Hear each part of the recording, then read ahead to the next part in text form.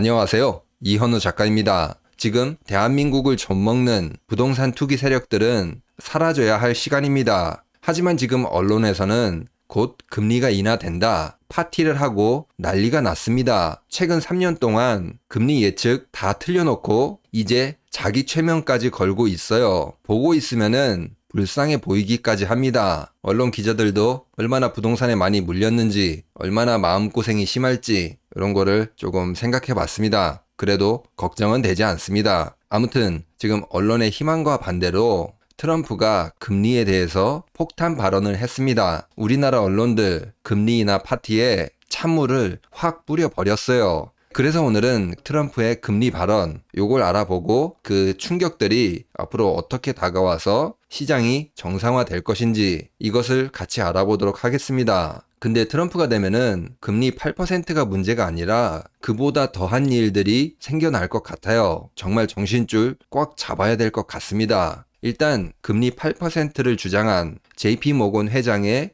제이미 다이먼, 이 사람을 트럼프가 재무장관으로 생각하고 있다, 그렇게 말했습니다. 아직 대통령도 안 됐는데 벌써 재무장관 누구를 하겠다, 이렇게 이야기하고 있어요. 굉장히 자신감이 있죠. 아무튼 트럼프가 국정 운영을 금리 8%에 맞춰놓고 생각하고 있다는 겁니다. 그래서 금리 8%를 주장한 제이미 다이먼을 재무장관으로 데려와야 되겠다, 이렇게 생각하고 있는 것이죠. 그리고 연준에게는 금리 대선 전까지 내리지 마라, 이렇게 이야기를 했습니다. 저는 이 발언을 듣고 굉장히 깜짝 놀랐어요. 왜냐면은 트럼프답지 않게 너무 친절했기 때문입니다. 평소 같았으면은 금리를 내려서는 안 돼, 이렇게 이야기 안 하죠. 여러분들 트럼프 겪어보셨잖아요. 어떻게 이야기하죠? 내려봐라, 날려버리겠다, 없애버리겠다, 이런 식으로 상대를 벼랑 끝까지 몰아붙입니다. 근데 웬일로 친절하게 이야기를 했어요. 아직 대통령이 안 된 만큼 타이르듯이 이야기한 거죠. 그런데 이런 상황에서 연준이 금리를 내린다? 그리고 트럼프가 당선이 된다? 그때는 어떻게 될까요? 아마 트럼프가 연준을 날려버리겠다, 해체해버리겠다, 이런 발언 그리고 행동 서슴지 않을 것입니다. 그러니까 지금 연준에서 굉장히 고심을 할 수밖에 없어요. 연준 파월이 바이든 쪽에서 내려달라고 해도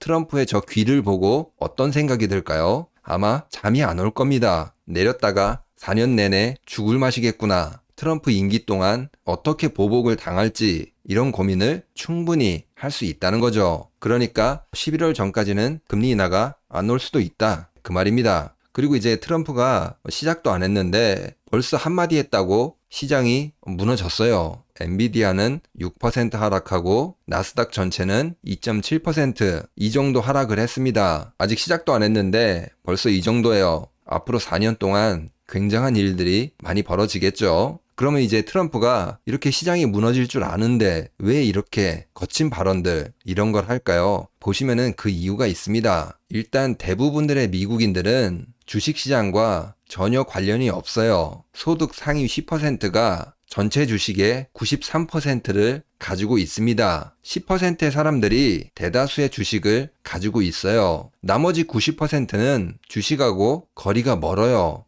하위 50%, 이 사람들은 주식을 가지고 있는 비중이 1%밖에 안 됩니다. 그렇기 때문에 자산시장이 무너지는 발언들 트럼프가 막 쏟아낼 수 있는 겁니다. 트럼프가 부유층을 상대로 표를 달라고 하지 않잖아요. 중산층 그리고 그 밑에 층, 이 사람들에게 표를 달라고 합니다. 그렇기 때문에 시장과 전혀 상관없는 발언들 쏟아내고 있는 거죠. 오히려 지금 중산층 그리고 밑에 층들, 여기는 주가가 문제가 아니라 물가가 너무 올라서 맥도날드 이런 데도 못 가는 그런 형편이에요. 그러니까 물가가 너무 올라서 밥도 못 사 먹는 그런 상황이 됐다는 거죠. 이런 사람들한테 주가 하락은 나랑 아무 상관없는 그런 일이에요. 트럼프가 오히려 금리를 올려서 물가를 잡아주는 게 이 사람들에게 훨씬 더 와닿을 그런 정책이라는 거예요. 그러니까 트럼프가 금리 8%를 생각하는 사람 재무장관 데려오겠다, 연준에게 금리 내리지 마라, 이렇게 자신있게 이야기하는 거예요. 그리고 나를 지지해줘라, 그 말입니다. 만일 여기서 연준이 금리 내린다? 물가로 고통받고 있는 사람들 다 들고 일어날 수도 있어요. 그러니까 지금 이제 앞으로 금리가 언론들의 생각처럼 흘러가지 않을 수 있다. 그 말이죠. 그러면 이제 우리나라 부동산 어떻게 될 것이냐? 이런 걸 생각해 봤을 때 당연히 정상화가 더 빠르게 진행이 될 것입니다. 지금 상황이 어떻게 되는지 조금 보도록 할게요.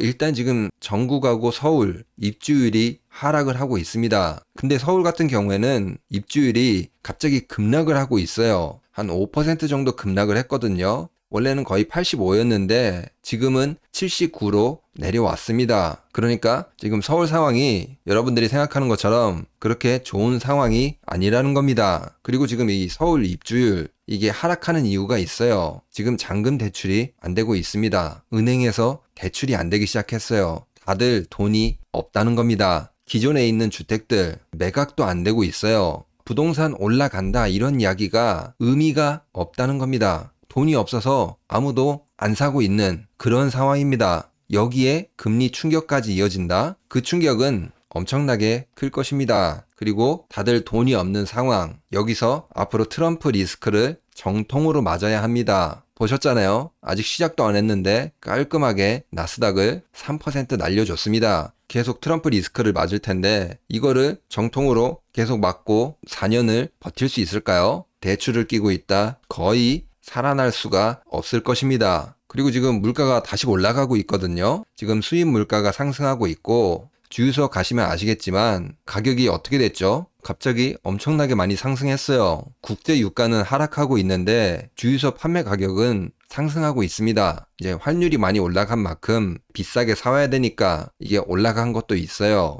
그리고 언론에서 크게 이야기 안 하는데 그동안 유류세 인하했던 것 축소했다고 합니다. 여기서 돈을 더 걷고 있다. 그 말이에요. 앞으로 공공요금, 세금 올라갈 일만 남았어요. 지금 다음 달부터 주택용 도시가스 6.8% 인상합니다. 지금은 상관없지만 겨울에 난방을 떼게 되면은 고지서 폭탄을 보시게 될 겁니다. 그리고 지하철 요금도 10월부터 150원 인상한다고 해요. 다 올라가고 있어요. 여기에 지금 비가 쏟아지고 있잖아요. 그래서 상추, 깻잎 이런 채소 가격들 급등하고 있습니다. 물가가 또다시 들썩들썩하고 있는데 금리 인하 쉽지 않을 것으로 보입니다. 오히려 이 고통을 어떻게 견뎌야 될지 이런 거를 잘 고민을 해봐야 될 것 같아요. 아무튼 오늘 내용을 정리를 하면은 트럼프가 금리에 대해서 여러 가지 이야기를 했는데 앞으로 국정 운영 방향을 고금리로 생각하고 있는 것 같아요. 그리고 기준금리 인하도 해서는 안 될 일이다. 굉장히 친절하게 이야기했습니다. 연준의 생각이 조금 복잡하겠죠. 트럼프가 저렇게 친절하게 이야기할 리가 없는데 어떤 보복을 받게 될지 아마 연준 의장 잠도 제대로 못 잘 거예요. 금리 내리기가 쉽지 않다는 거죠. 트럼프가 등판도 안 했는데 벌써 시장은 트럼프 리스크를 정통으로 맞고 있습니다. 앞으로 이런 일들이 빈번하게 발생할 거예요. 물론 트럼프가 이렇게 할 수 있는 이유는 중산층들 그리고 그 밑에 층들 물가로 고통받고 있는 게 더 중요합니다. 그런데 우리나라 언론들은 금리 인하 파티 아직도 하고 있는 것 같아요. 그렇게 되면 좋겠지만 현실은 쉽지 않다. 이미 서울에서 입주율이 대폭락을 했습니다. 결론은 돈이 없기 때문입니다. 이런 상황에서 금리까지 내려가지 않거나 올라가게 되고 그리고 트럼프 리스크까지 계속 나오게 될 것입니다. 절대로 쉽지 않아 보입니다. 그러면 오늘 영상은 여기서 마치도록 하겠습니다. 구독과 좋아요 꼭 부탁드립니다. 감사합니다.